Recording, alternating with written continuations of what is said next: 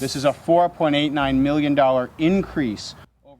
$43.1 billion, that's how much the state government is expected to spend in fiscal year 2020. Well, this year, more funds will be diverted to public education. And today, Chicopee Public Schools were presented with a check signifying that monetary boost. Western Mass News reporter Taylor Jacobs with the story.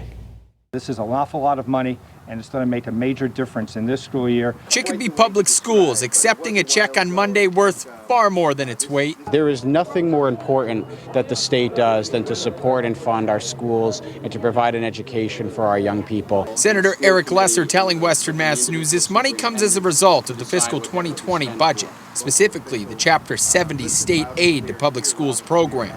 Lesser says this is an outdated formula that hasn't seen changes in years. The state still appropriates money to schools based on a 1993 policy, which frankly is antiquated and needs to be updated. And it has been, at least for this year. In Chicopee, overall state funding is up nearly $5 million.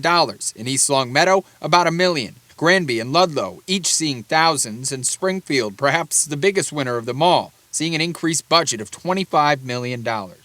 So, where is all of that money going to be going? For that, you have to come inside the school.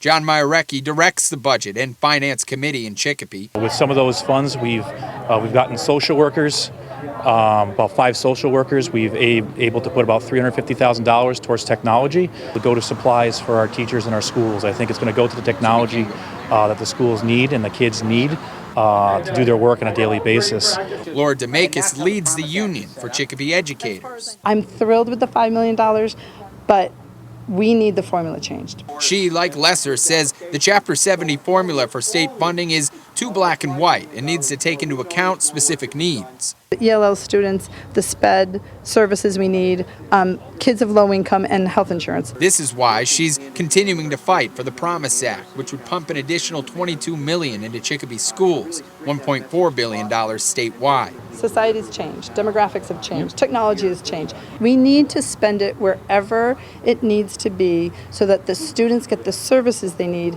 to be able to get their education. The budget was passed last week. The governor now has 10 days to sign it. For Western Mass News, I'm Taylor Jacobs.